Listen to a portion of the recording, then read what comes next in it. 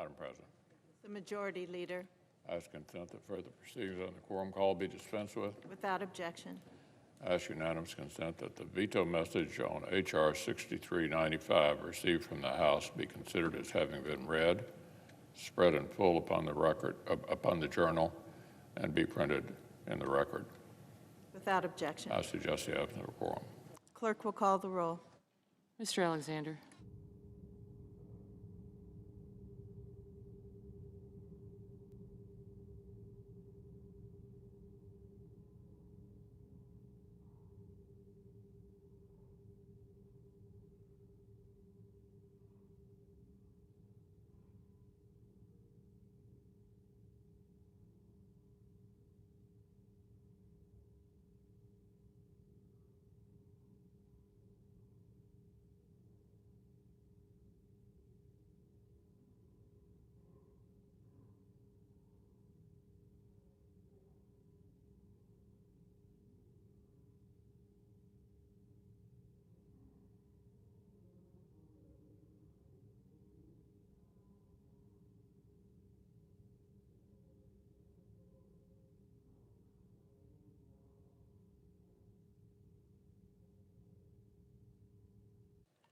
Madam President, The Majority Leader, I ask consent that further proceedings on the quorum call be dispensed with. without objection.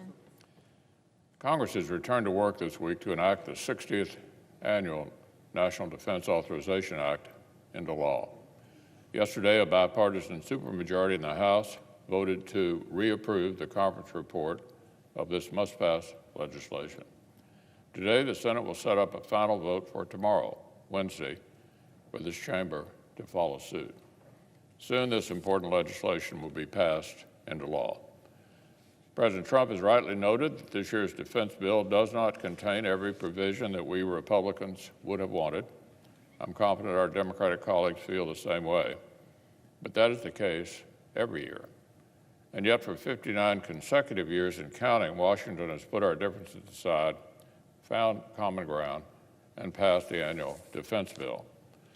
Not once in 6 decades has a Congress let its differences prevent it from completing this work for our national security and our men and women who wear the uniform. This year's NDAA will continue our momentum in rebuilding and modernizing our armed forces. It will authorize the personnel, equipment, tools, and training we need to reinforce the national defense strategy and to deter great power rivals like China and Russia. It will cement our advantage on the seas, on land, in the air, in cyberspace, and in space. And the bill will help us continue to recruit, retain, and support the men and women who keep us safe. It provides a pay raise for the troops, improvements for military housing, child care, and more. So, Madam President, for the brave men and women of the United States Armed Forces, failure is simply not an option. So when it's our turn in Congress to have their backs, failure is not an option either.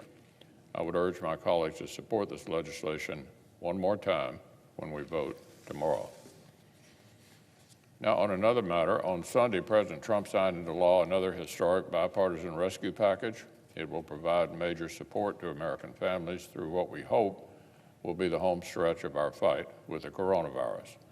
Congressional Republicans, Congressional Democrats, and President Trump's senior team had all worked together to pass hundreds of billions more dollars in urgent assistance to the people who need it most. This new law will set up a targeted second round of paycheck protection to save jobs. It will renew and continue federal programs that have helped laid-off workers endure the crisis.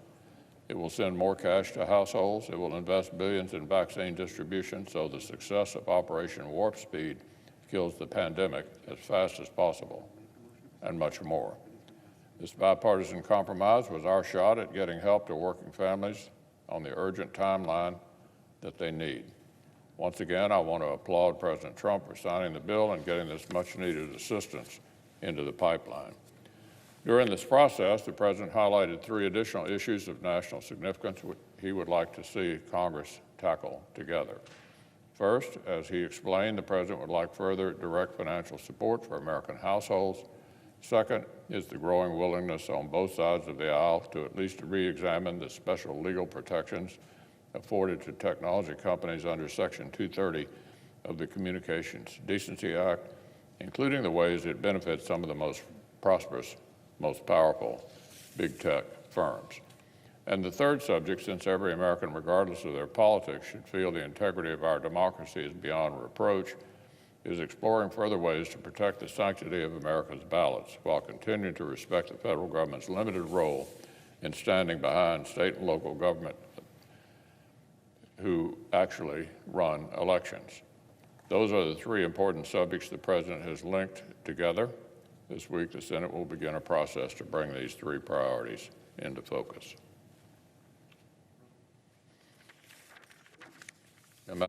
I move to proceed to calendar number 480S3985. The clerk will report. Motion to proceed to S3985, a bill to improve and reform policing practices, accountability, and transparency.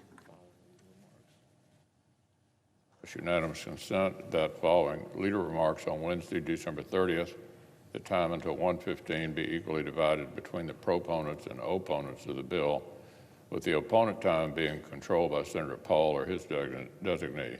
Further, upon the use or yielding back of that time, the Senate vote on passage of the bill, the objections of the President to the contrary notwithstanding. Finally, if passed, the motion to reconsider be considered made and laid upon the table with no intervening action or debate. Is there objection? Reserving the right to object. The Democratic leader. Well, thank you, Madam President.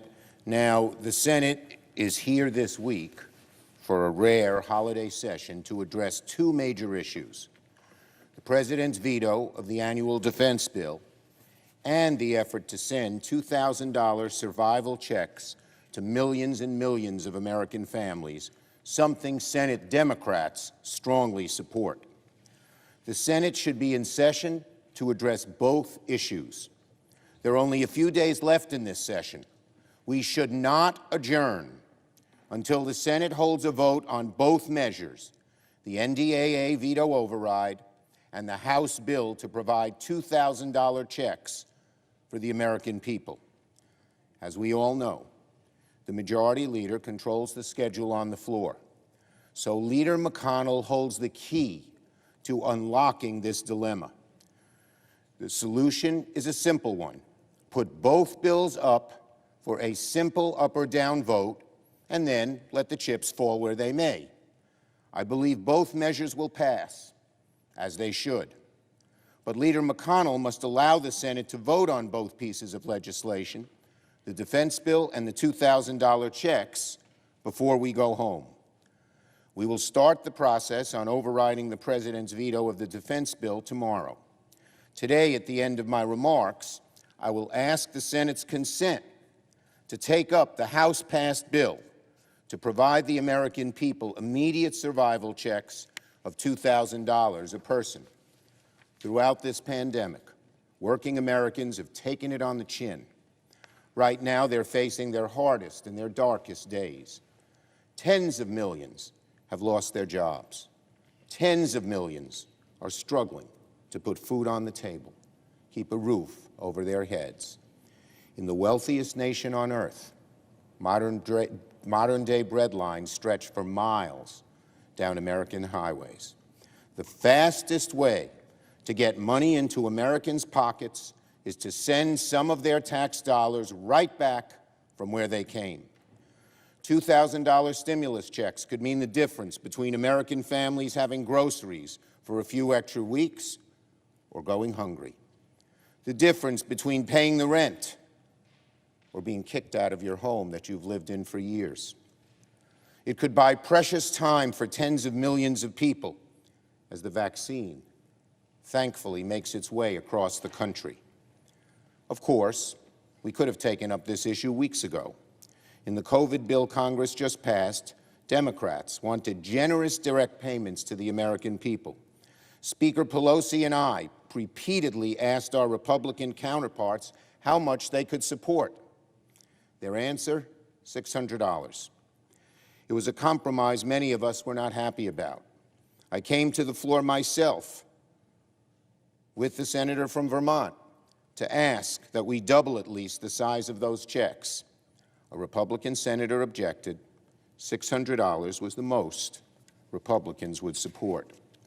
Well, my colleagues and my fellow Americans, $600 is not enough. Not enough for the mother in Nashville, $4,000 behind on the rent, whose water was shut off earlier this month. Not for the medical receptionist in Macomb, $2,100 behind on the rent, whole electricity shut off in September on her son's third day of virtual kindergarten. Not for the 12 million Americans who have fallen on average nearly $6,000 behind on their rent and their utilities, or the 26 million Americans who have had trouble putting food on the table in the past 5 days. $600, nope, it's not enough. So in a moment, I will move to have the Senate take up the House bill to increase that number to $2,000, which I might add had broad bipartisan support. I don't want to hear that we can't afford it. I don't want to hear that it would add too much to the deficit. Senate Republicans added nearly $2 trillion to the deficit to give corporations a massive tax cut. Republicans just fought to include a tax break for 3 martini lunches in the COVID relief bill. So I don't want to hear it that it costs too much to help working families get a check when they're struggling to keep their jobs, pay their families, pay their rent, feed their families, and live a halfway normal and decent life. Even in our deeply divided times, Madam President, this issue has united Americans from coast to coast and bridged the massive political divide here in Washington. A vast majority of the public, Republican and Democrat, strongly support $2,000 checks. An overwhelming bipartisan majority in the House supports 2,000 checks. Senate Democrats strongly support $2,000 checks. Even President Trump supports $2,000 checks. There's one question left today. Do Senate Republicans join with the rest of America in supporting $2,000 checks? Now, some of my Republican colleagues have said they support the checks, but there's a major difference in saying you support $2,000 checks and fighting to put them into law. The House bill is the only way to deliver these stimulus checks before the end of session. Will Senate Republicans fight for a vote on the House-passed Cash Act, or will they look some other way? Will Senate Republicans stand against the House of Representatives, the Democratic majority in the Senate, and the president of their own party to prevent these $2,000 checks from going out the door? We're about to get the answers to these questions. So now, Madam President, I ask consent to set the NDAA, Madam President, where am I? Would the Senator modify his request to include a unanimous consent request that the Senate proceed to the immediate consideration of H.R. 9051, a bill received from the House to increase recovery rebate amounts to $2,000 per individual, that the bill be read a third time and passed, the motion to reconsider be considered, made, and laid upon the table with no intervening action or debate? Is there objection to the modification? Object. Objection is heard. Is there objection to the original request? The senator from Vermont. Thank you, Madam President.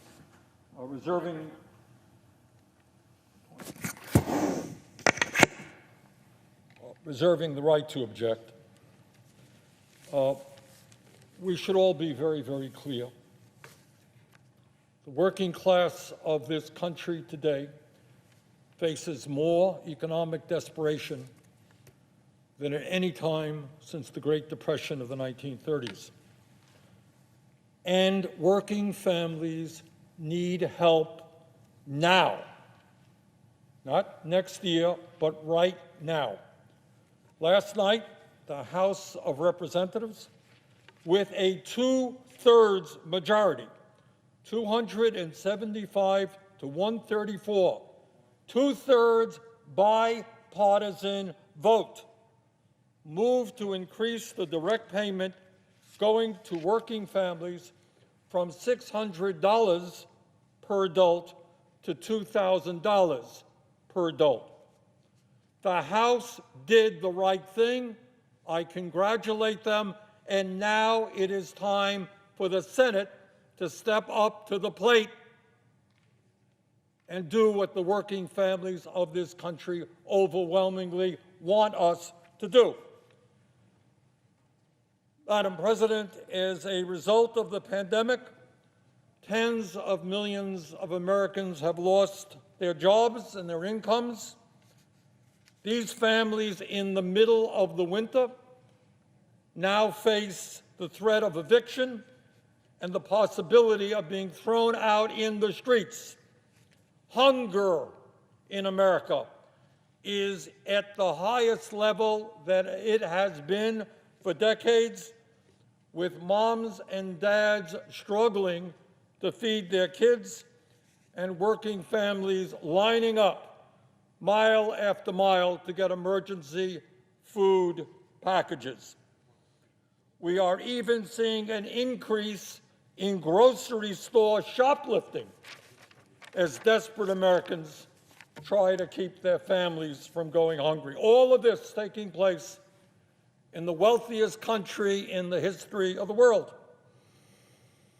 Madam President, over the last number of years, as I think everybody in America knows, Congress has provided massive tax breaks for the very wealthiest people in our country, which is one of the reasons why today we have more income and wealth inequality than any time since the 1920s. In fact, in the midst of this pandemic, this terrible pandemic, inequality has grown worse, with many in the billionaire class seeing their wealth increase by hundreds of billions of dollars, while average Americans struggle to put food on the table. Congress has given huge tax breaks to large corporations so that some of the most profitable and largest corporations in America today pay zero in federal income taxes. We have just passed the largest military budget in the history of our country, $740 billion, more than the next 10 nations combined. And by the way, there was almost no debate about the size of that huge budget. Trump's veto dealt with other issues. Meanwhile, over 500,000 Americans are homeless. Half of our working families are struggling to survive paycheck to paycheck. And in the midst of this terrible, unprecedented pandemic, over 90 million Americans are uninsured or underinsured in the midst of a pandemic, and they're not sure whether they can afford to go to a doctor. Madam President, we are coming to the close of one of the most terrible and painful years in American history. That is a tragic fact. Over 330,000 of our people have died from COVID-19, and as we speak, we are seeing record-breaking numbers of new cases and hospitals around the country being overwhelmed with new admissions. During the last year, the education and well-being of tens of millions of our young people, from childcare to graduate school, has been disrupted. And the terrible emotional isolation that this pandemic has caused, where people are unable to spend time with their family or their friends, has resulted in a huge increase in mental illness, drug addiction, and even suicide. Madam President, as I mentioned, the House has done the right thing. By an overwhelming vote, Democrats and Republicans voted to increase that $600 direct payment to $2,000. Recent poll came out. 78% of the American people think that was the right decision. They're hurting. They want help. The leaders of our country, President Trump, President-elect Biden, Minority Leader Chuck Schumer, the Speaker of the House, Nancy Pelosi, are all in agreement we have got to raise that direct payment to $2,000. So that is where we are right now in this historic moment. Do we turn our backs on struggling working families, or do we respond to their pain? So, Madam President, would the senator modify his request that immediately following the vote on the veto override, the Senate proceed to the consideration of H.R. 9051, that the bill be considered read a third time, and the Senate vote on passage of the bill without intervening action or debate. Further, that if passed, the motion to reconsider be considered made and laid upon the table.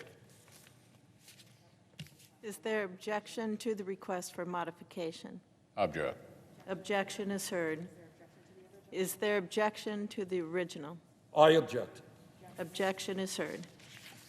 Under the previous order, the Senate will be in a period of morning business, with senators permitted to speak therein for up to 10 minutes each. Oh, I'm sorry, Frank. Oh, okay. No, you see?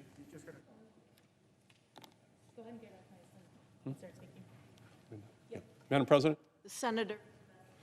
Thank you, Madam President. Madam President,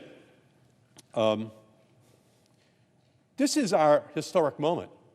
We can see the suffering across our country. We can see how desperate people are.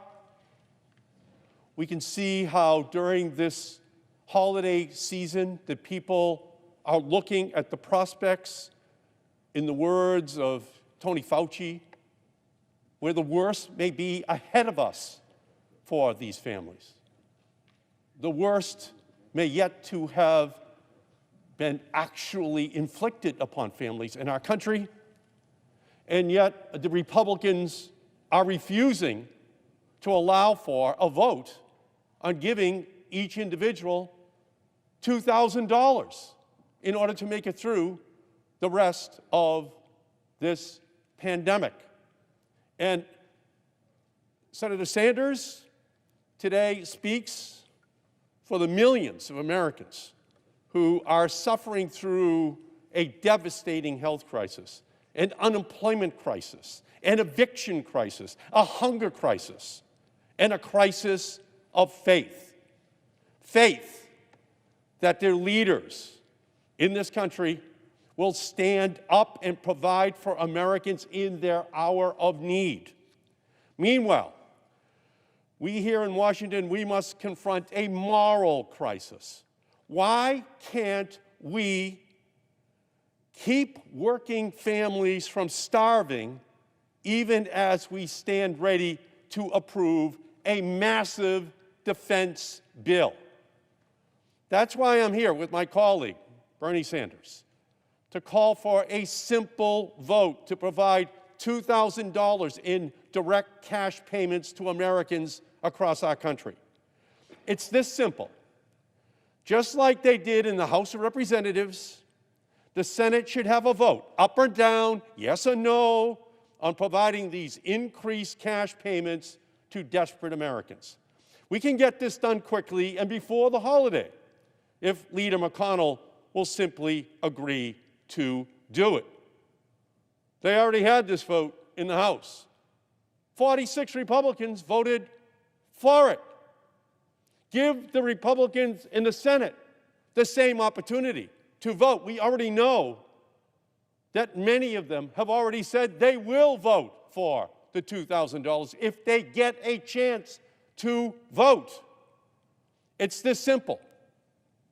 We can do this because a simple vote will just say that you want to provide a grand total of $2,000 to Americans who need it to pay the rent, to keep the electricity on, to buy diapers, to pay for life-saving medication, just to survive this devastating pandemic.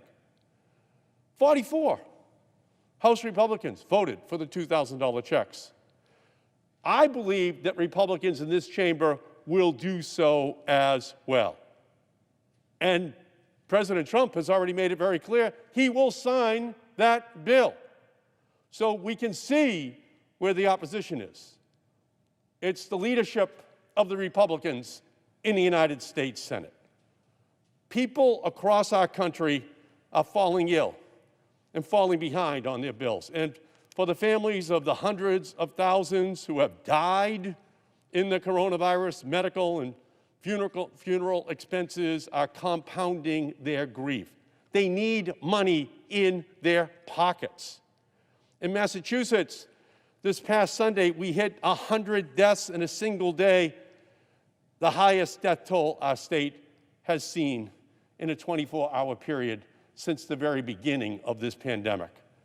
In the week before Christmas, 21,000 new people in our state applied for unemployment benefits, just as Donald Trump let these protections lapse before millions of Americans were losing their benefits, and that is a tragedy.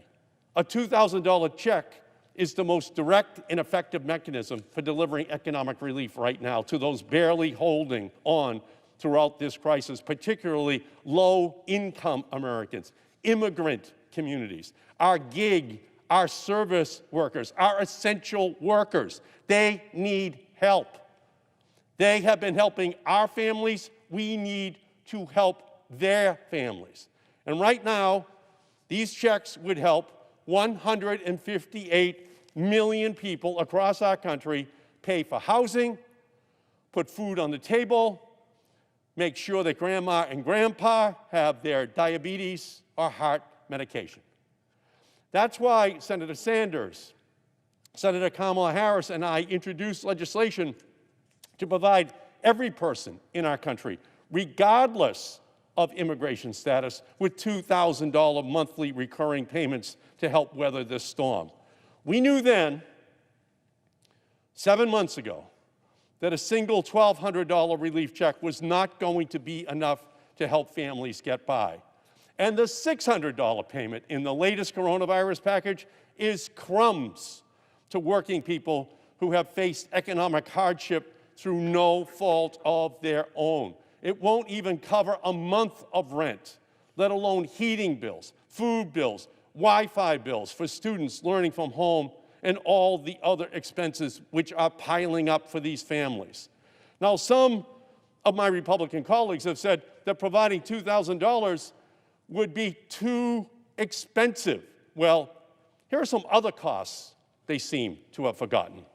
If our proposal to increase stimulus checks to $2,000 is signed, the overall cost of the stimulus bill would go from $900 billion to $1.36 trillion.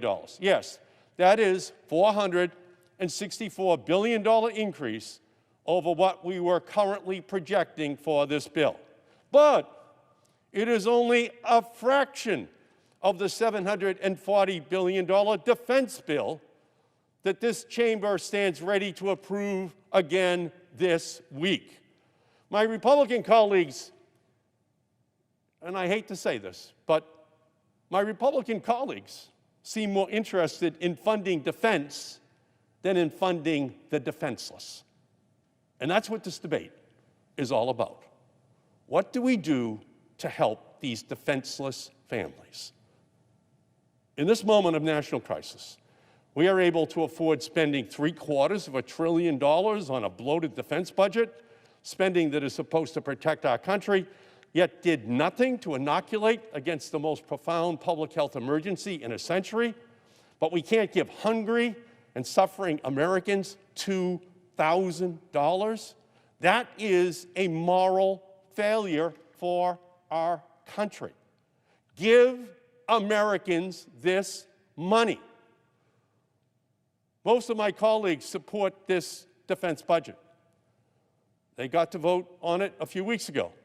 And I know they stand ready to override President Trump's racist, belligerent veto. We're here today asking the same thing for $2,000 payments, a simple up or down vote. Let's bring the House bill up for a vote. Leader Schumer is committed to bringing it forward. We can get this done before the holiday. We can do this for Americans before the year is out. We must remember that what makes America the envy of the world is not simply the strength of our defense and military, but the strength of our people. People like Ahmed Jaya, a parent of 3, who was laid off from his job as a doorman at the Omni Parker House in Boston this past March. Ahmed receives $400 a week in unemployment benefits, but it is not enough to cover the bills that keep rolling in as he now faces expiring health coverage as well. Or people like Tanya DeStefano from Spencer, Massachusetts, who gave birth to a beautiful baby boy on Halloween and returned from the hospital to find an eviction notice taped to the front of her door. These are the stories that should be driving our fights. These are the people who need relief now. And these checks will go right back into our economy because people will spend this money. They need it for the necessities which are confronting their families right now. Last week, Donald Trump used these people as political pawns. He stalled signing the coronavirus relief package, claiming that he wants to give $2,000 checks to every American. By delaying, President Trump may have stiffed unemployed Americans out of $300 this week in unemployment benefits, benefits that they will not get back. So let's now hold Donald Trump to his word. Let's bring this to a vote. And let's pass $2,000 relief checks for every person in our country and put that bill on Donald Trump's desk. This pandemic has laid bare the tragedy of 2 Americas, one in which billionaires grew their wealth by $931 billion over the course of this pandemic, an America where the rich continue to get richer. And the other America that has seen unprecedented economic uncertainty, Great Depression-level unemployment rates, and devastating losses, where Black and Latinx workers suffer disproportionately higher rates of unemployment, and their families suffer higher rates of coronavirus infection and death, where workers get laid off while CEOs get raises and companies engage in stock buyback plans, where residents get evicted or their electricity shut off, but major corporations barely pay taxes. For those workers and families and struggling households in America, for the vast majority of America, $2,000 is a lifeline. And it is time for Leader McConnell to bring this legislation to the floor for a vote. The American people have a right to know where every member of the Senate stands on this issue. They now know where President Trump says he stands. They now know where every member of the United States House of Representatives stands. And the American people have a right to know, in this desperate time that we are living through, who was on their side to give their families the help which they needed. Senator Sanders is right. We should have a vote. It should be yes and no. And we should do this before the end of this year. Madam President, I yield back the balance of my time. Madam President. The senator from Connecticut. Thank you, Madam President. Madam President, America has 600 billionaires. Now, $1 billion doesn't sound like a lot of money these days. President Trump just signed a bill begrudgingly that has $900 billion in it. But trust me, $1 billion is still a whole lot of money. It's actually so much money that it's really hard to find words to describe what it looks like. But let me try. If you're, for instance, one of the 500,000 Americans who makes the minimum wage in this nation, and you're lucky enough to work 40 hours a week, guess how many years you would have to work in order to get $1 billion? 500 years? 1,000 years? 10,000 years? No, you're not even close. If you make minimum wage in America today, you would need to work for 75,000 years in order to make $1 billion.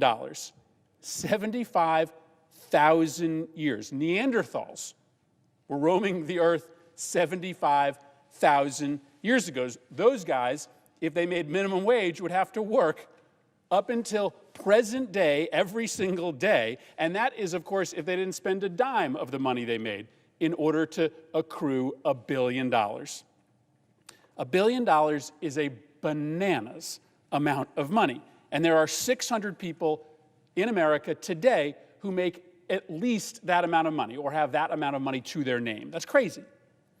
With $1 billion, you are leading a life that, frankly, none of us can really imagine, right? You've got private planes, you've got yachts, you've got household staffs in the dozens. You've got enough money to make sure that your children and your grandchildren and your great-grandchildren and your great-great-grandchildren never have to work a day of their lives. Generations of your offspring can just live lives of indolent luxury without a care if they so choose. You know where I was 2 days before Thanksgiving this year? I was at Hamden Middle School in my state to help hand out free food for the unemployed, the poor, and the disabled ahead of a long holiday weekend. Those long weekends can be really hard, especially the ones that fall at the end of the month when the SNAP benefits have long run out. I got there as darkness fell, but right at the beginning of the event. And I noticed that down the hill from the roundabout at the school where they were handing out the food, there was a usually empty parking lot. And that night, at that moment, at the beginning of the event, that parking lot was lit up by hundreds of sets of headlights. Hundreds of cars just sitting there, idling in that parking lot. I asked the organizer of the event what was going on in that parking lot. Was that some other event happening that evening? Why all the cars? He told me the cars started pulling into that lot hours ago. They got wind we were handing out food, and they got here early to make sure that they didn't get left out. We have enough food for 300 people, and there were 300 cars in that lot before I even got here. That is what has happened during this pandemic. Millions of families all across this nation, through no fault of their own, have lost their jobs, have had their hours dramatically cut back. They had no savings because work doesn't pay in this country anymore. They spent everything they earned each month. And so when the economy collapsed virtually overnight in the spring, they got desperate really fast. And I want you to think about what it's really like on an hour-to-hour basis when you don't have enough money for food for your family. The decisions you have to make every single day are practically animalistic. Do you make your kids go hungry during the day when they need the most energy? Or do you skimp on dinner and force your kids to go to bed with hunger pangs? There are hundreds of thousands of mothers and fathers who right now, as I am speaking, are making that decision today. That's the reality of this pandemic. But here's another reality. Those 600 billionaires in this country, as it turns out, as a group, they lost nothing during this pandemic. No, exactly the opposite. They got richer. The wealthiest 600 Americans collectively added $1 trillion to their bank accounts. Let me say it again. The richest 600 Americans gained $1 trillion over the course of 2020. And let's be clear, that's not money that grew in their money tree orchards. Yeah, we're printing some more money these days, but wealth isn't far away from a zero-sum game still. And so when we allow for 600 people in the country to control 50% of the nation's wealth, that's coming out of your pocket. 600 people in a country of 328 million isn't a lot of people. But you know what's a smaller number than 600? 52. There are 52 Republicans in this chamber.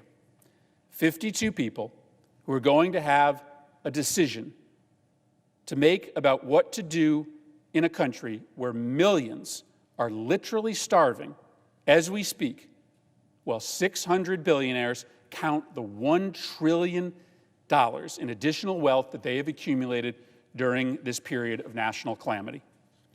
The question before these 52 Senate Republicans is simple. It's simple.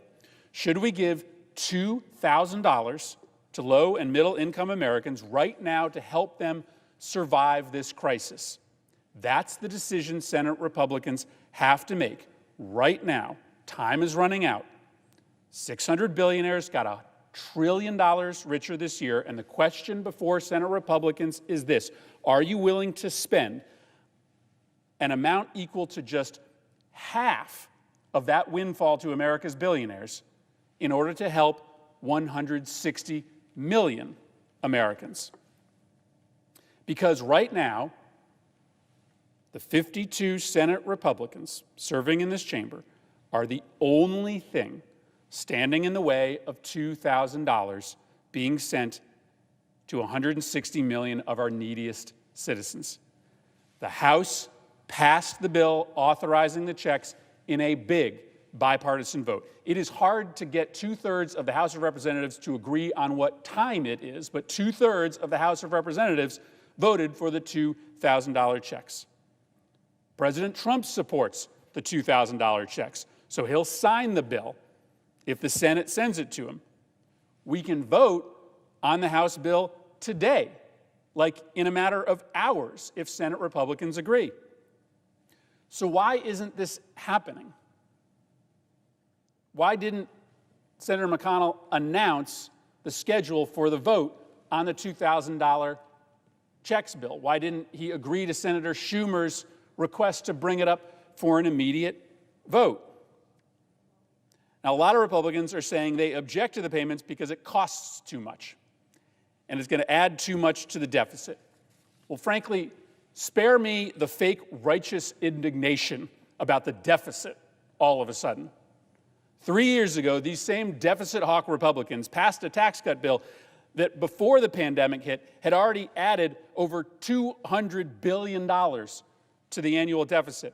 And that was a tax cut where 80% of the benefits went to the richest 1% of Americans.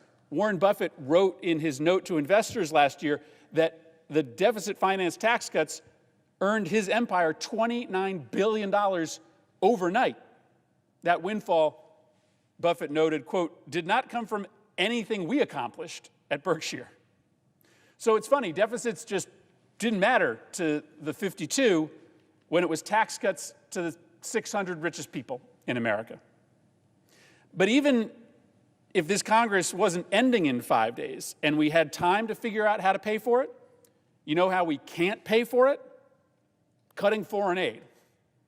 President Trump has been talking a lot about foreign aid in the last week.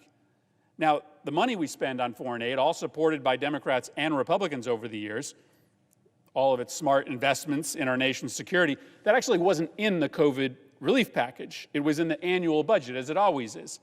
It just so happens that this year, the COVID relief package and the annual budget were passed together. But just for argument's sake, let's say Trump got his way and every single dollar of foreign aid was cut out of the budget. Would that pay for the $2,000 checks? Not even close.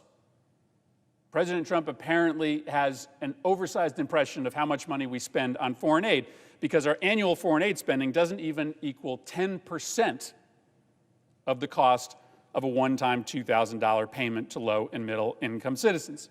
There is also some speculation that Senator McConnell is going to join together the $2,000 payments with other much more controversial measures, much more complicated measures, like the reform of our internet liability laws.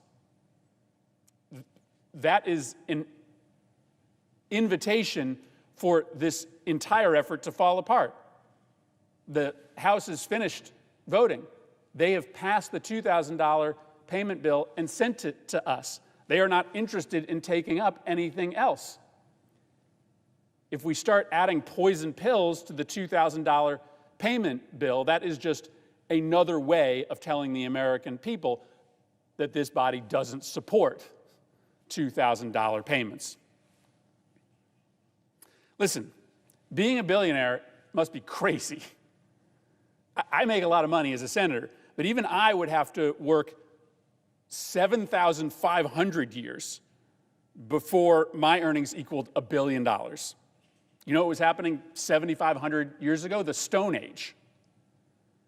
There isn't a good reason to oppose giving Americans who aren't billionaires a measly $2,000 check to help them put food on the table for their kids in the middle of this once-in-a-lifetime crisis.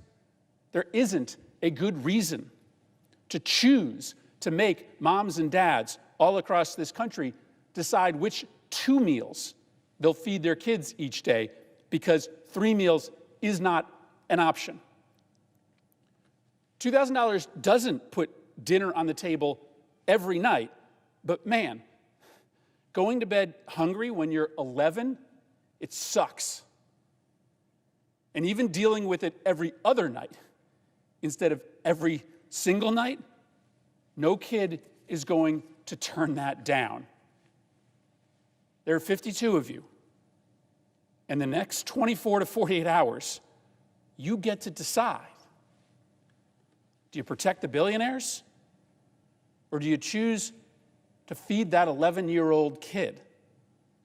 The only thing that stands between the American people and a $2,000 emergency survival check is 52 Senate Republicans. You got it? Understand? There's a bill pending right now before the Senate that gives $2,000 to ordinary Americans. Yes, it costs a lot of money, and maybe down the line we'll have to ask the billionaires to pay for it. But the bill's here right now. The legislative session expires in 5 days. President Trump says he'll sign it. And all that matters right now is what these 52 people decide. The House passed the bill with lots of Democratic and Republican support. The president supports the idea. The only thing that can stop $2,000 payments to struggling Americans right now is 52 Senate Republicans. Some things in Washington aren't that simple, but this is. I yield the floor.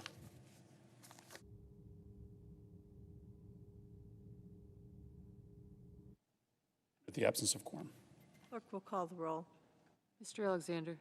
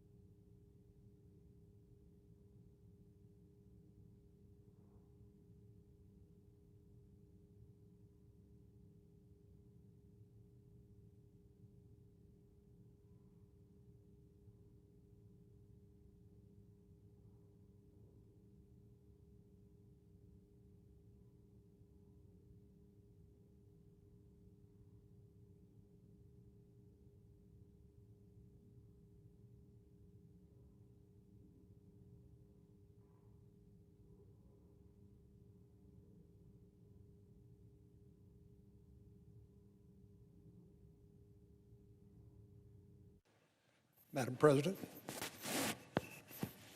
The senator from Texas is recognized. Madam President, I'd ask that the quorum call be dispensed with. Without objection. Madam President, we didn't expect to be in session this week, but we are. And of course, as we all know, the theme for this entire year has been COVID-19 writ large. More than 330,000 Americans have died from the novel coronavirus. Tens of millions have lost their jobs, and every community across the country has felt the devastating blow dealt by this pandemic. But as we know, the threats that existed long before this virus still are with us. Even though most of the world hit pause to battle COVID-19, our adversaries did not. And our brave service members didn't pack their bags and not show up for work when everybody else shut down. Over the last several months, as the Senate has worked to support our country through this pandemic, we've kept an eagle eye on the other threats on the horizon. And we passed the National Defense Authorization Act to ensure that we are prepared for whatever comes at us. For our forces to continue fighting and defeating our adversaries in every corner of the world, they need funding, they need stability, they need to be able to plan, and they need the unwavering support of the United States Congress and all 330 million Americans. The 2021 NDAA provides that support from Congress. It will prepare our military and service members to address the threats that exist today while preparing for those that we will inevitably face tomorrow. Earlier this month, this legislation passed the House by a vote of 335 to 78, and the Senate by a vote of 84 to 13. Those are rare vote margins in Congress these days, and that alone is a testament to the importance of this legislation and its bipartisan support. We know the President has the constitutional authority to veto any bill for virtually any reason, and he has exercised that power with this legislation.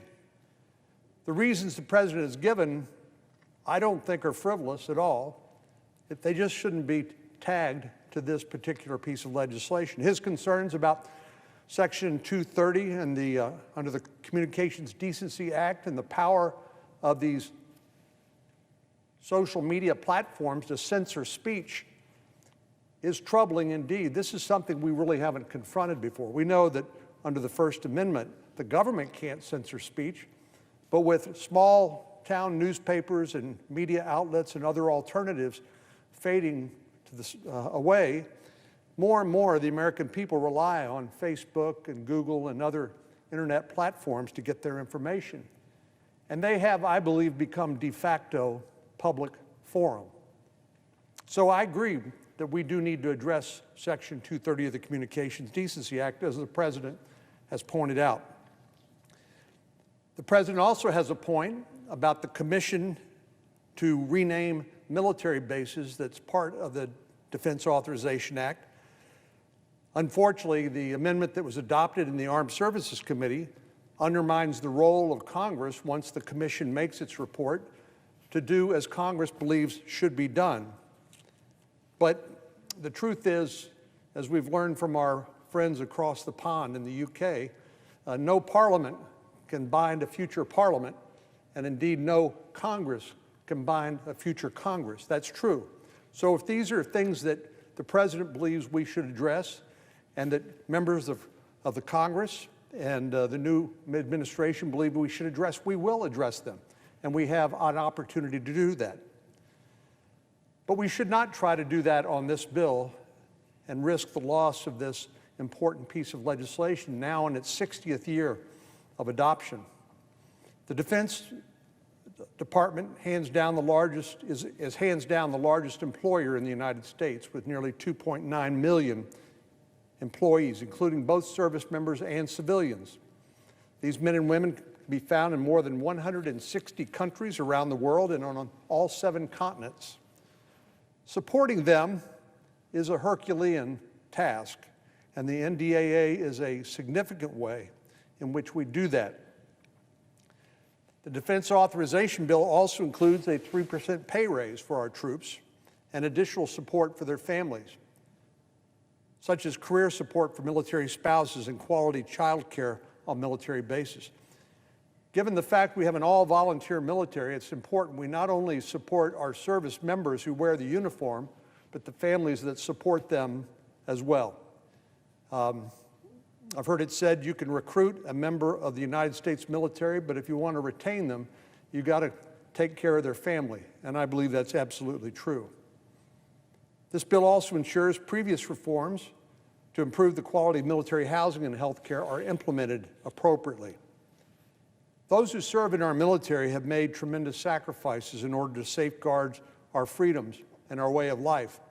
I regard our support for them and for our national defense the #1 priority of the federal government. Everything else pales in significance.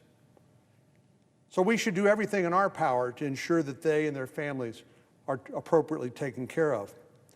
Beyond pay and benefits, that means giving them, the military members, the training, the facilities, the equipment they need not only to succeed on the job, but to return home safely. The NDAA authorizes military construction projects across the country, including $183 million in Texas, which will bring serious updates and improvements to our military bases. At Joint Base San Antonio, this funding will provide for a range of new facilities, including a barracks, a flight simulation system, and an F-16 mission training center.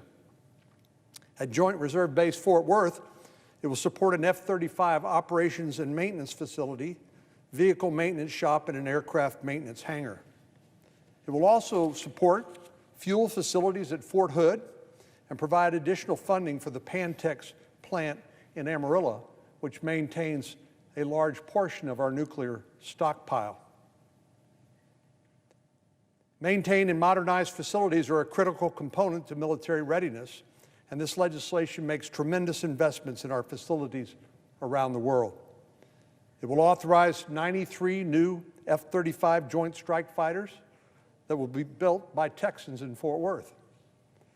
As we work to counter increasingly sophisticated adversaries around the world, this investment in our military readiness could not be more important. In addition to supporting our members in uniform and ensuring they're ready for action when called upon, the NDAA helps our military take stock of the evolving threat landscape and ensure that our country is taking active steps to counter threats on the horizon. In recent years, China and Russia have risen to the top of the threats to our world, to our country, and to world order, with China now assuming the #1 role. We remember the Cold War after World War II, where we've sought to contain and counter Soviet expansionism, and actually the mutual deterrence that we've established during that time has worked. But China is a unique challenge, and none of the old rules apply to China. They're increasingly belligerent and well-resourced and continue to demonstrate a lack of respect not only for the U.S. and our closest allies, but for basic human rights. The Chinese government continues its disturbing and unacceptable genocide against the Uyghur people. The so-called political re-education camps are nothing more than concentration camps where Uyghurs are tortured. Recent reporting has found that the treatment in these camps often includes forced abortions, birth control, and sterilization. And China continues to chip away at the freedoms and autonomy of Hong Kong, notwithstanding its promises to the contrary, using a so-called national security law to extinguish opposition to the Chinese Communist Party and to deny the people of Hong Kong the freedoms that they were promised. As I mentioned, though China doesn't stand alone as a threat to the world, Russia is becoming increasingly aggressive around the world in its efforts to wreak chaos and sow discord. Since their attempts to interfere with the 2016 election, we've witnessed aggression after aggression from Russia, not just here in the cyberspace, but around the world. From Russian-backed mercenaries fighting in the Middle East, to its attempt to steal the virus vaccine research, and in the last few weeks, a massive cyber attack on U.S. government agencies. Russia continues to undermine the U.S. and our allies and shows no signs of stopping. It's become increasingly clear, if it wasn't already, that China and Russia adhere to no rules and no principles but their own. As the National Defense Strategy outlined, the threats posed by these two countries are increasingly dangerous, and countering these growing threats requires a clear and concentrated effort from Congress. That's exactly why passing the NDAA, the National Defense Authorization Act, is so important. This legislation prioritizes strategic competition with China and Russia and takes a strong approach to counter the threats posed by adversaries around the world. It will build on the progress we've made in recent years to strengthen our military after the draconian cuts during the Obama-Biden administration and achieve peace through strength. Over the last several decades, the NDAA has provided an annual opportunity for us to take stock of the evolving threat landscape and ensure that our national defense is prepared to meet the challenges, not only of today, but of tomorrow. And this year's Defense Authorization Act is no exception. It takes a strong approach to counter the threats posed by our adversaries around the world. It invests in modernized national defense that's critical to maintaining peace through strength, and it provides support for our service members and their families. And above all, it sends a message to the world that our country is and will remain the global military leader. I've supported this legislation on the Senate floor many times, and I'll do so once again when the opportunity to vote to override the veto presents itself. One of Congress's most critical responsibilities is to provide for the common defense, and the NDAA, the National Defense Authorization Act, is how we will deliver. Madam President, I yield the floor, and I'd note the absence of a quorum. The clerk will call the roll. Mr. Alexander.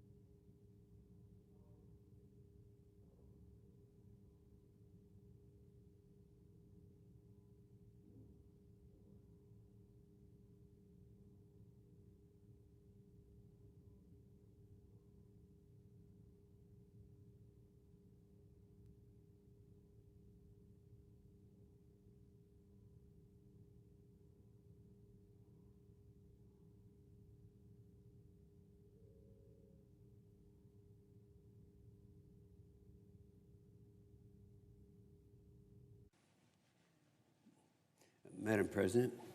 The senator from Oklahoma Madam and President, I chairman ask of unanimous the consent Senate Armed that the Services quorum- Committee. Without objection. Thank you, Madam President. I I was disappointed last week when President Trump vetoed the NDAA. This bill has been out there. This will be the 60th year that we've had the NDAA. The NDAA is the National Defense Authorization Act. And I've said so many times, countless times, on the floor of the House and the floor of the Senate, that this is the most important bill that we have. Some people don't agree with that, but I do. That's what we're supposed to be doing here. We're supposed to be defending America. And there's a lot, we're in the most threatened situation we've ever been in. I sometimes look back and think of the good old days of the Cold War, when you had two superpowers out there, and we knew what they had, they knew what we had. Mutual assured destruction meant something at that time. You know, you kill us, we kill you, and everyone's happy. But that's living in the past. But anymore now, with the weaponry that's out there, you can get one outside group that doesn't have any resources at all, and they have the ability to wipe out another country. So it's a real threat that we're up against. I do chair the committee called the Senate Armed Services Committee, and of course, I've been very active in the National Defense Authorization Act every year since 1987. It's a long time. So I'm proud of the conference report that we had, the NDAA right here. Our vote in this Senate was 84-13. Wow, that's, you can't find that kind of togetherness in a cause anywhere else. But it puts members of the family, of the military first. And I share the President Trump's frustration about Section 230, and I know that it's a complicated thing. The majority of people in America don't know what that's all about. But Section 230 is something that has nothing to do with the military, nothing at all. The committee that I chair is the Armed Services Committee. That would be found in the jurisdiction of the Judiciary Committee. The Judiciary Committee is chaired by Senator Lindsey Graham. He does a great job chairing that. That's where any kind of reform in Section 230 should come from. And I agree that the president should have the authority to determine troop levels. That's what we have in this bill. We have the president making those decisions. That's why we made sure that the final NDAA gave the president very broad authority in determining troop levels all around. And we've looked at them in Western Europe, in Eastern Europe. We've looked at them in Ethiopia, in Afghanistan, and other places around the world. And so we look at what we've done. And I was going to mention, I've been down here several times talking about the president and what he has done, and what he has done, the great job that he's done for the United States. And I'm going to wind up some comments on a card that I put together. I put this card together back in 2 years ago, talking about the top 10 Trump accomplishments. And I think it's important that people remember that now. You're going to get a lot of people down here forgetting about all the really good things that have happened. But and so I'm going to talk about that in a minute. But I'm here today because we have to pass the NDAA. This would be the 60th year in a row that we have the NDAA, and it's necessary to have. It's the most important bill of the year. I've believed this for a long time. You've heard me say it before. I always stand with our troops. Here are a few of the military service members and their families will suffer if we don't enact it for the 60th year. If the NDAA is not passed, more than 200,000 military families will see smaller paychecks in January because the special pays and the bonuses for hazard pay are all a part of this bill. Additionally, it would hurt the areas where the military is having this most serious problem. In a way, it's kind of a mixed bag, because we have, prior to the pandemic coming along, and that was in about March of last year, before that happened, we had the best economy, I could argue, that we've had in my lifetime. And all these things were very, very good. And then, of course, when that happened, everything changed. Now, one of the problems you have when you have such a great economy is that you have a lot of competition. You know, we have to have a military force. That military force has to have resources. They have to have the ability to step in, because we don't know where the next threat's going to come from. And this would, with people with special abilities, now I'm talking about pilots and cyber experts and engineers and doctors, that's where we have a problem. You know, we don't have enough of them. Pilots, I've been an active pilot now for longer than most members here have been alive, and I know that back during the previous administration, the Obama administration, we had a real serious problem because we were not able to attract the pilots at that time, and because that was when we had a president who, and he wasn't ashamed of it. His top priority was not defending America. That wasn't what he had other priorities. And so consequently, we went through a period of the last 5 years. The last 5 years of his administration were the year 2010 through 2015. And during that time frame, he reduced the funding for the military by 25%. At the same time he did that, China was increasing theirs in that same time frame by 83%. So we have China increasing their military expenditures by 83% at the same time we're reducing ours by 25%. And so we had serious problems there, and one of the areas where when people are cutting the military that they do it where it won't be as noticeable was in the flying hours. So we had pilots out there, but they weren't flying the hours that they needed to fly to keep their proficiency up. And consequently, a lot of them left and went to the airlines and went other places because they were wanting to be flying the hours. And that's one of the things, the problems that we had during that time. So we have the military's ability to recruit and retain service members that are in the shortest supply. And as I mentioned, that would be things like cyber experts and engineers and doctors. So they have the skill sets that need to be done out there. And of course, this president came along and we started rebuilding the military. I always remember being at the White House during a time that we were talking about what we're going to do with the military. And he actually looked over at me and he said, "What do you think we need to do with the military?" I said, "It's going to have to be, we have to rebuild the military. It's going to cost something like $750 billion before it's over." He said, "That's what we should do. We need to start with that." And this president, with his leadership, took us with a new priority in defending America and building our military, and it happened. So we have the things that will happen that if we don't pass this thing, the education of children for military families. There's a thing called the impact aid. Impact aid comes about when we don't have you don't get the tax base increased with the added enrollment into the schools, the children of military families. So they have impact because they don't pay the taxes. So the impact aid is an amount of money that it supplements that to all of it's not just in my state of Oklahoma, but throughout the country. It ensures that children of military families receive a quality education by supplementing the school districts, the budgets where they're required. If the NDA is not passed, military construction projects. You know, I have one in my state of Oklahoma that is one that would, let's see, where is that? Yeah, we have a thing where we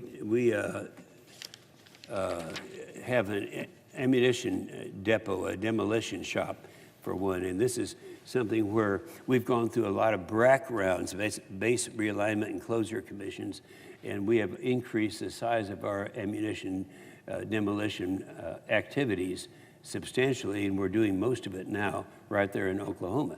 Well, this has a new demolition shop in there so we can get rid of a lot of these things we were not able to get rid of. So we have military construction projects in 38 states, and one happens to be in the state of Maine. It's very significant that they be able to do these projects. If the military constructions don't happen, both an authorization and appropriation. People don't understand this because it's kind of talk around, but in order for something to get done, you have to have it authorized. That's what the committee that I chair does, authorize military projects. Then it has to be appropriated, and the appropriators come along and they put the money in there, and that's how this system works. So the NDAA, if it's not passed, the military won't be able to increase the end strength or the total number of troops in the military services. That's where they're needed to address the growing threats. End strength increases.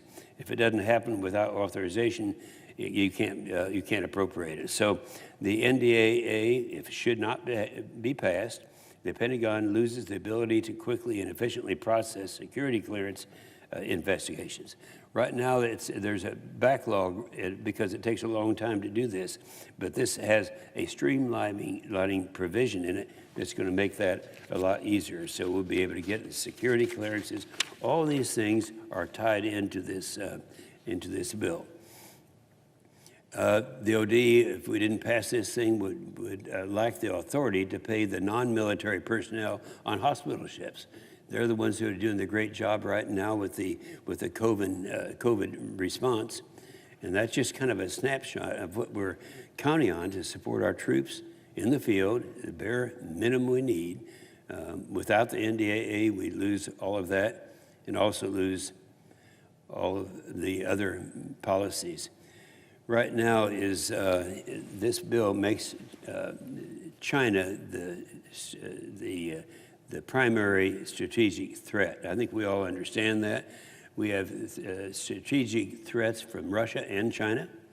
Last year, we had the European part addressed.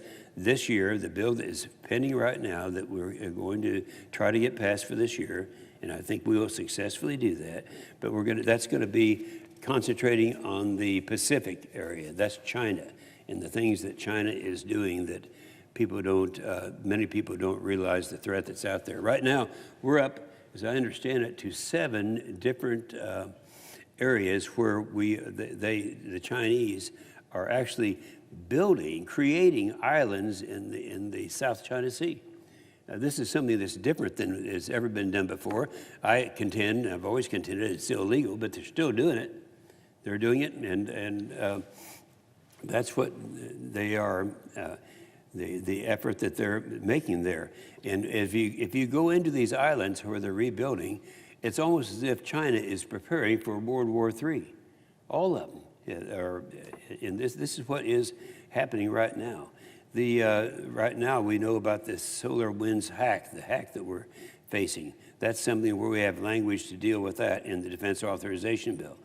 The new Hunt Forward Authority that allows our cyber operators to do more work to find malicious actors proactively. And this is something that we need to get done for the safety, for the defense of our country. It implements the Cyber Solarium Commission and the recommendations. There are 27 recommendations that they have in this commission. And it establishes a new national cyber director.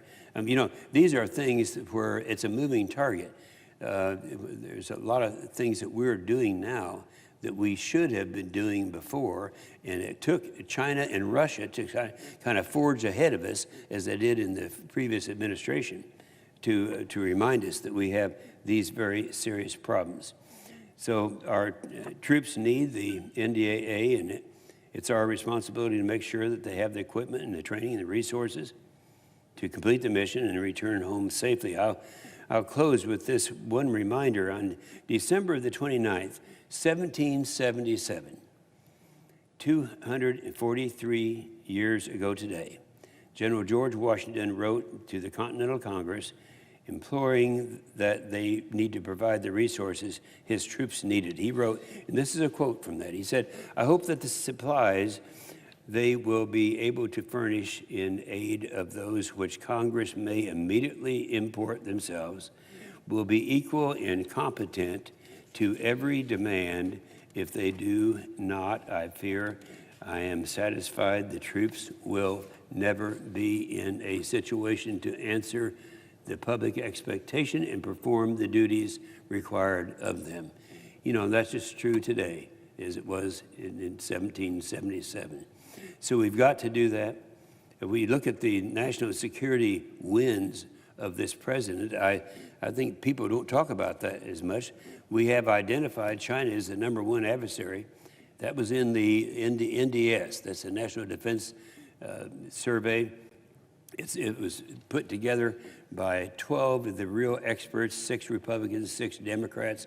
It's been the blueprint for our military ever since that time. This is about 3 years ago. And this is what and they identified China as the major threat. $2.5 trillion to rebuild the military. And that's what we were able to get done. Increase the size of the military, replace the obsolete equipment, new investments in future tech. Hypersonics is a good example. Both hypersonics, both Russia and China are ahead of us in that area of hypersonics. It's a new state of the art. The pay raise for the kids. Took out the terrorist leaders. Yeah, how many people remember that? Baghdadi and Soleimani, they were the top terrorists in the world. They're gone now. This president, this administration took care of that. Established a Space Force. You know, when the Space Force, that was the first new force that was established in many, many years. I wasn't real sold on it at first because I thought we were doing a pretty good job, but it wasn't coordinated. It was, you had the different military units doing it, and they weren't really even talking to each other. So that's what we put together. That was this president that provided the leadership in doing that. The widow's tax, everybody remembers that. That was something that had to be done, and we did it. Others talked about it. This president did it.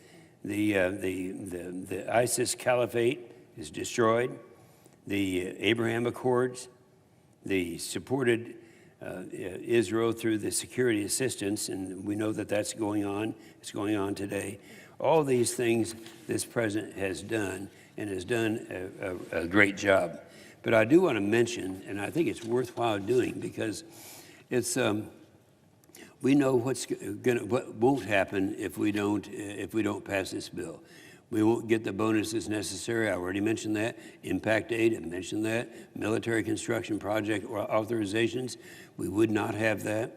The full pay for DOD civilians, that has to be done, but that's been talked about by a lot of administrations, but not really done.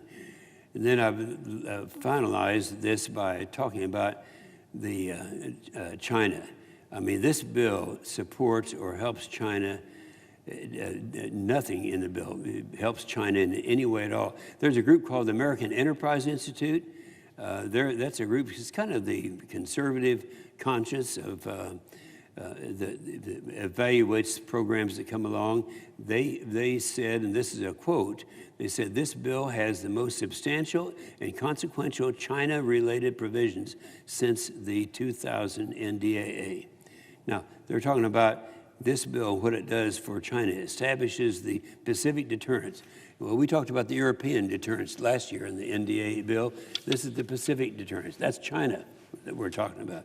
It shifts the supply chains away from China in semiconductors, printed circuit boards, pharmaceuticals, and it stimulates the economies in those ways. It brings the malign national security activities into light, so we know what they're doing, who the good guys are and the bad guys are. This supports Taiwan. You know, we've been doing that for a long period of time. This bill accelerates that program, prevents China's intellectual property threat, and I have a whole list here. I'd ask unanimous consent be inserted after my comments this morning. Without objection. And so what I'd like to wind up with, if I brought it, I did. 2 years ago, I put this card together. This was when I realized that because the media hates President Trump, people were not aware of what all of the good things that he did. in those first couple of years, and people were not aware of it.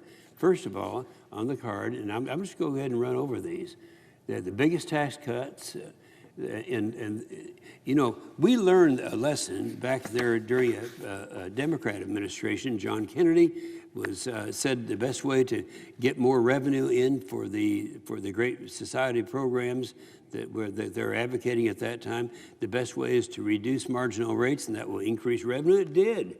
Unfortunately, John Kennedy died before he could reap the benefits that came with that. But it worked. And of course, others followed him, including Presidents Clinton, President Bush, and others, by reducing the rates. That also increased the revenue. But what this president did that was different than the rest of them, he not just increased or decreased the rates, the tax rates, but he also decreased all the overregulation.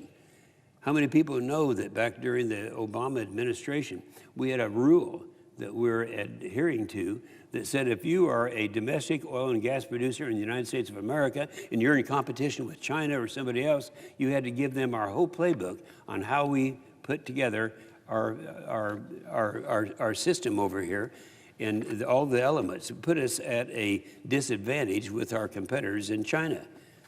And in energy, you know, just look at I was happy that I used to say that after Obama got out of office, the war on fossil fuels was over for a while. And look at the energy dominance now. We're the global leader in oil and gas production.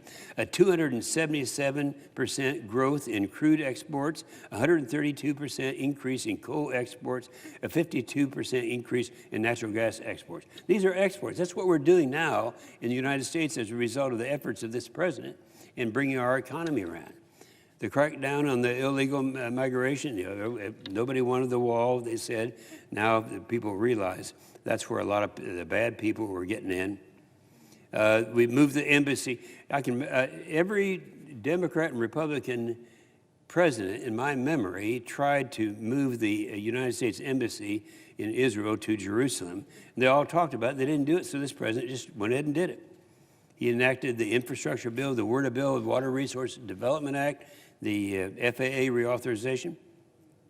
And he had, in the judges that we have, not just Kavanaugh and Gorsuch, but I think our number's up now to about 225 new judges. He repealed the overregulation of the Dodd-Frank rules. Anyone in business will tell you that that was one of the major things, accomplishments of this president, President Trump. The record employment, but then I would say the one thing, the 10th and last one that I mentioned to everyone who will listen is what he did for the military.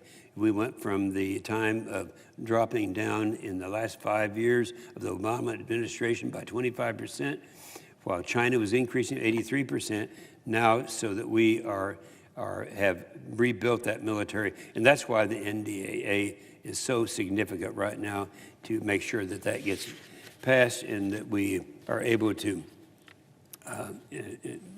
have that. And that's what this vote is all about. That's what the NDAA, National Defense Authorization Act, the most important bill of the year. That's why we are doing it, and that's why we that's why we're here today during this holiday season. With that, Mr. Chairman, I yield the floor and suggest the absence of a quorum. Clerk will call the roll. Mr. Alexander.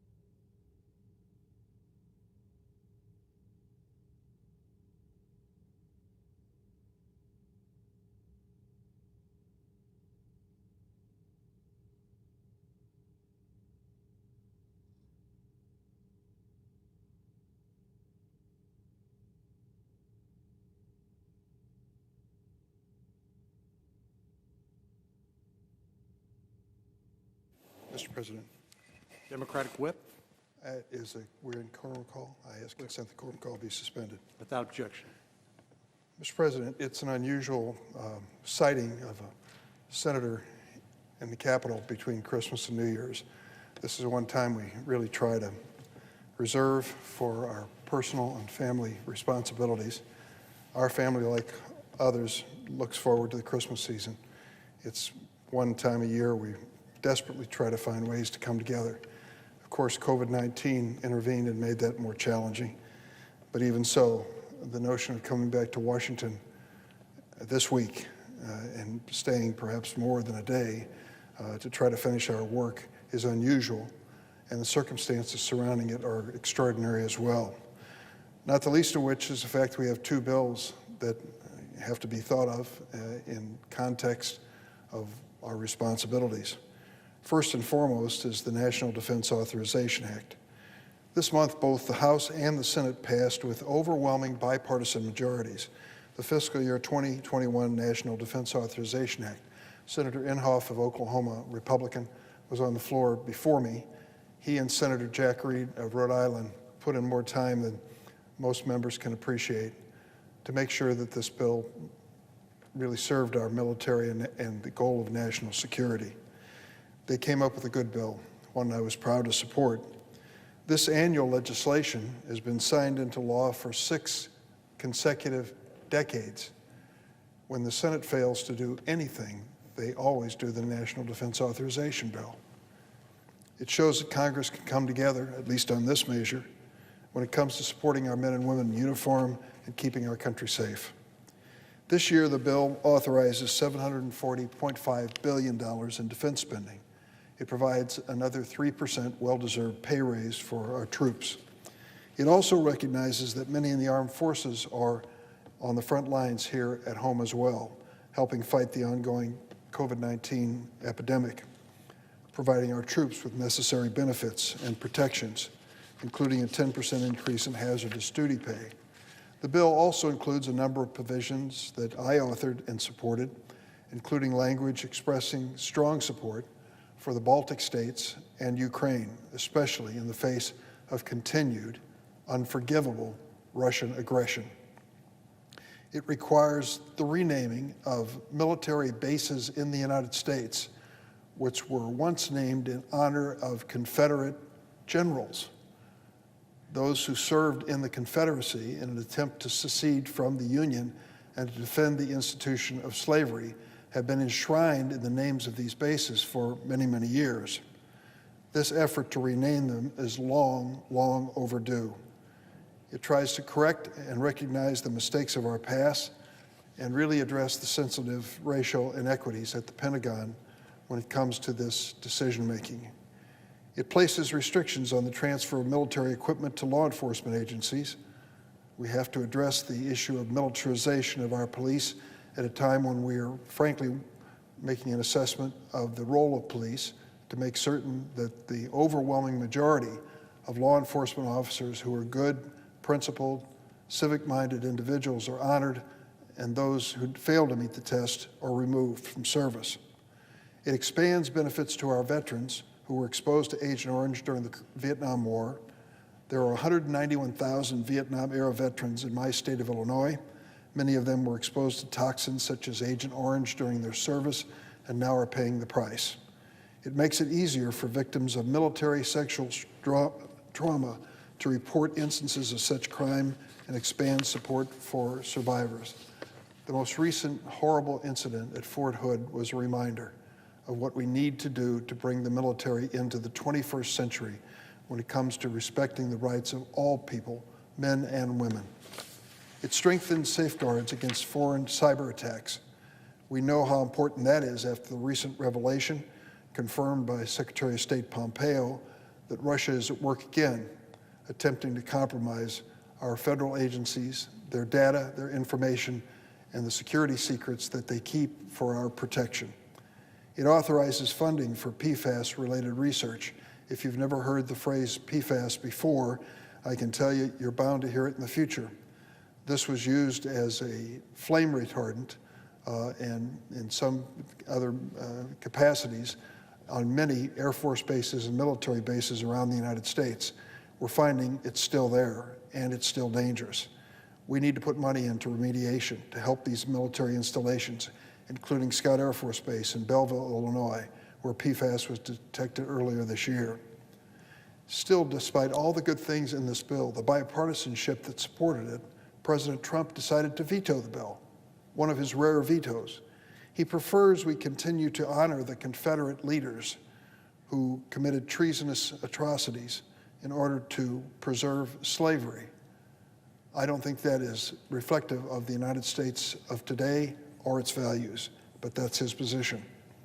And when he was called out for this racist inclination, he changed the reasoning for his veto. He claims the bill didn't do enough to fight China, or that we should include a measure to address liability issues for tech companies. Never mind that tech company liability matters have nothing to do with the National Defense Authorization Act. He just doesn't like that there's criticism coming down for some of the misstatements and lies and disinformation he's been spreading on social media. The president also fails to recognize that this defense authorization bill, in fact, does get tough on China, creates a new Pacific deterrence initiative that puts America back in the seat of leadership in that region where we need to be. The Trump administration could have started this initiative on its own. They did not. So Congress stepped up and created this security partnership because the White House was asleep at the wheel. At the end of the day, I suppose we can't expect anything more from a president who has denigrated our troops by calling them suckers and losers. I voted to support the fiscal year 21 NDAA. I'll support it again to override this president's unforgivable and reckless veto. I'm glad the House did so on Monday. I hope we in the Senate do the same. Coming back to Washington was not something I looked forward to this week. I wanted to stay home. But I knew when it came to funding our troops, I had to be here. Many of my colleagues feel the same. I hope tomorrow we can take that up quickly. Then there was the drama around the COVID-19 relief bill. It was hard to describe what we went through in the last week to 10 days with messages from the White House. I wish that the president and those around him advising him would have called to mind the 335,000 Americans who've lost their lives due to this deadly pandemic, and many more who've lost a family member, a friend, or a loved one. In Illinois, we've lost 16,000 lives to COVID-19. Tragic, historic, and I extend my deepest condolences to the friends and families of those who've died or are fighting this virus. Many are my friends. More than 121,000 Americans spent last night in a hospital, a grim new record of hospitalization, as our heroic nurses and doctors face unrelenting stress from this crisis. I just think as I reflect on the interviews with these men and women who are on the front line of healthcare, how stoic they usually are, how controlled they usually are, and how they're losing it now. The overwhelming numbers that they're facing, the terrible prospect of someone dying with a member of their family unable to even enter the room on the last minutes of their life. It's got to be heartbreaking on a scale that none of us can imagine. But think about doing that every single day. They've done it. And I tell you, we will never be able to repay them with our gratitude. They are true American heroes. Many of us returned to Washington this week, as I said, celebrating the holidays in a fashion like never before, social distancing, Zooms, FaceTime, calls with family and loved ones. It's no substitute for the kids being there to open the gifts on Christmas morning, but it's the reality of what we face today. There is some hope on the horizon, and though I've been critical many times of the Trump administration, I do want to give the president credit for the Warp Speed program. It is amazing as I read the stories of what they were able to achieve in discovering not more than one, I hope, and more than two vaccines that can treat Americans and people around the world, keep them safe as they face this coronavirus. We broke all the records in the discovery of these vaccines, and as I read about it, I am continued to be grateful and want to make sure America recognizes the doctors, the scientists, the researchers, Barney Graham. I didn't know his name until yesterday, and it came out in a story published in the New Yorker. He works at the National Institute of Health.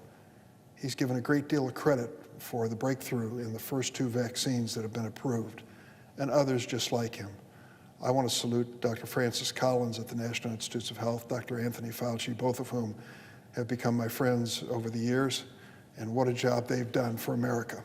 So many more deserve recognition, and I hope there'll be an opportunity to give it to them. But the fact is, these doses of vaccines are starting to move across the country. In last week, Illinois, I'm proud to say, led the nation. I congratulated our governor, J.B. Pritzker, yesterday. More than 100,000 healthcare workers received their first shots last week. I asked him why we led, and he said, I don't know. We just put together our own program of distribution, and it worked. Thank goodness it did. Lives will be saved because of it. But there's so much more to do. Progress in administering the vaccine has been slow, as we still struggle to reach the hardest hit areas, and the rosy projections from the administration have not come to fruition yet. But the fact is, we have 2 viable vaccines. That is miraculous. I look forward to the new administration, the Biden administration's new management of this effort. And I'm glad Congress came together to pass a relief bill, which included $30 billion for vaccine development and distribution. When the president said he wasn't going to sign this bill, I thought, how can he say that? He should be taking credit, rightfully, for the Warp Speed program and his role in seeing that program move forward, instead of complicating the distribution of the vaccine by threatening to veto the bill. Fortunately for us, in the end, he signed the bill. On Sunday evening, the president signed the bipartisan annual spending bill and the COVID-19 relief bill.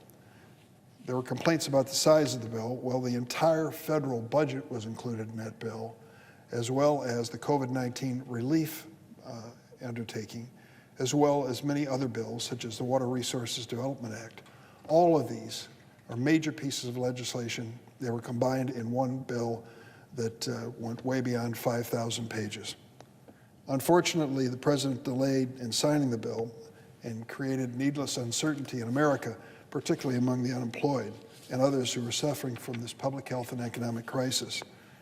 This agreement provides much needed support for many of them, and they'll have some delay in receiving their checks because of the president's period of indecision. Enhanced unemployment benefits at $300 a week and an extension of the unemployment program created under the CARES Act through March 14th will bring real relief to many millions of families.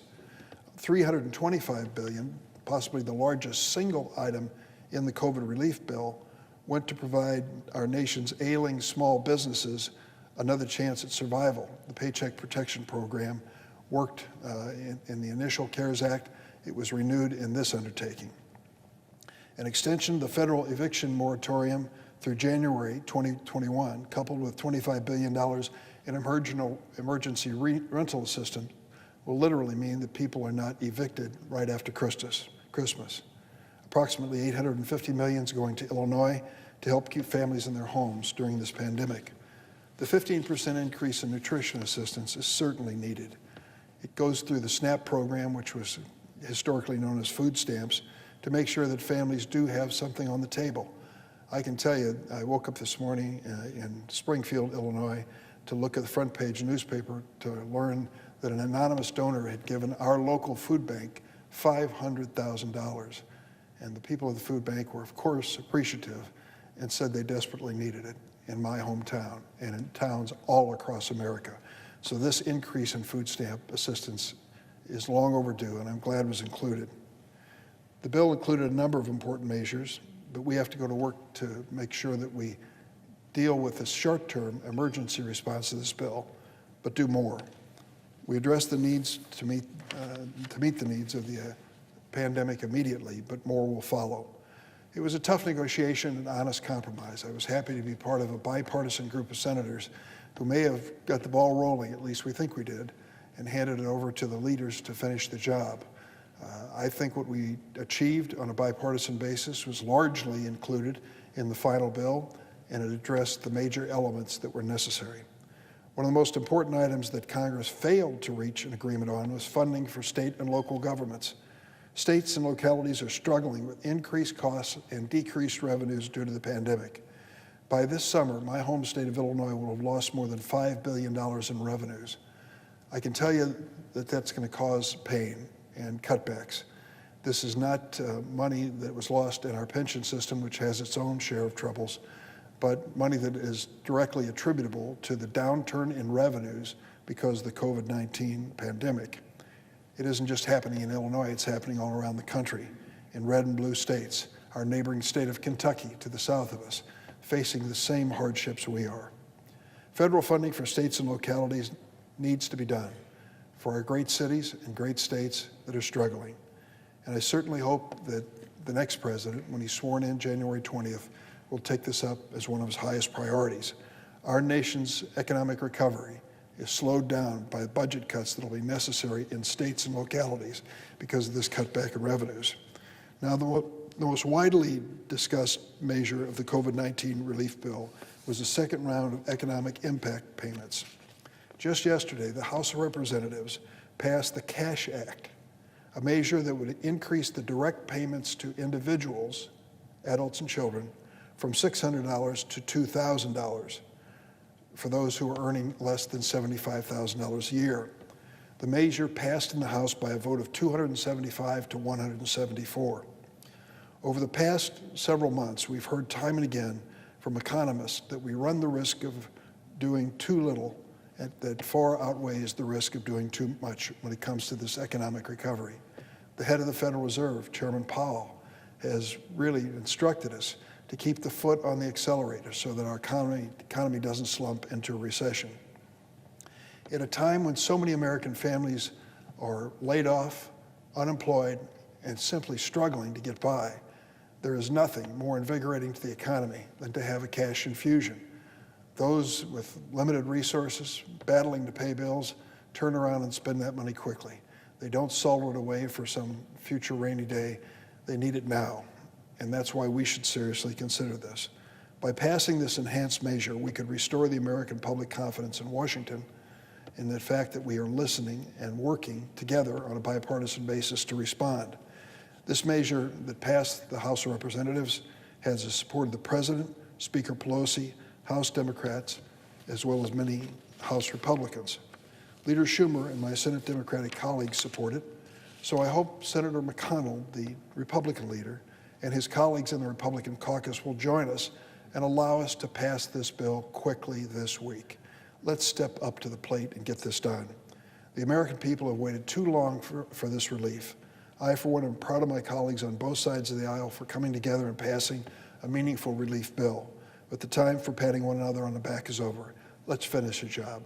Let's make sure that we have this authorization bill for the Department of Defense and that we come to the rescue of our families across America who need defense against the vagaries of this pandemic and this economy.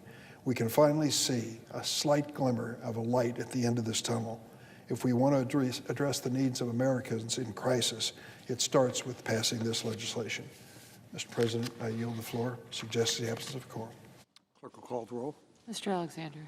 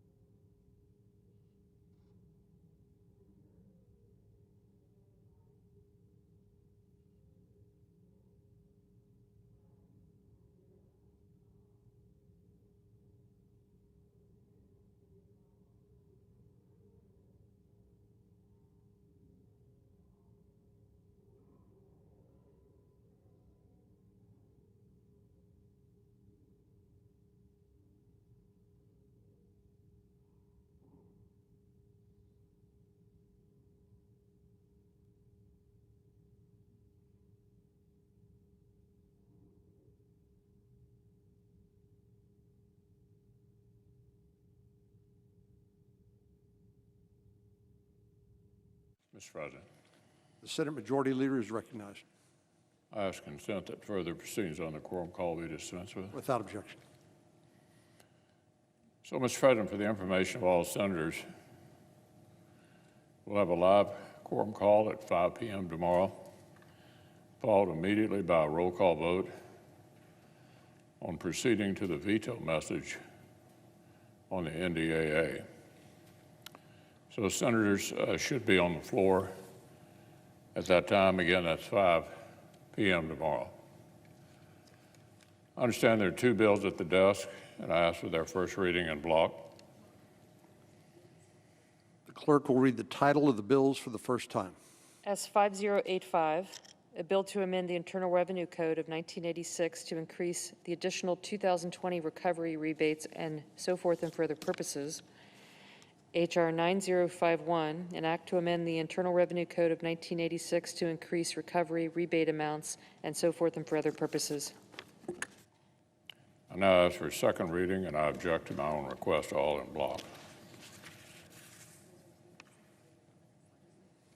Objection having been heard, the bills will receive their second reading on the next legislative day. I ask unanimous consent that when the Senate completes its business today, it adjourn until 3 p.m. Wednesday, December 30th. Further, that following the prayer and pledge, the morning hour be deemed expired, the journal of proceedings be approved to date, the time for the two leaders be reserved for their use later in the day. Finally, following leader remarks, Senate be in a period of morning business with senators permitted to speak therein for up to 10 minutes each. Without objection. So if there's no further business to come before the Senate, I ask to stand adjourned under the previous order. Senate stands adjourned until 3 p.m. tomorrow.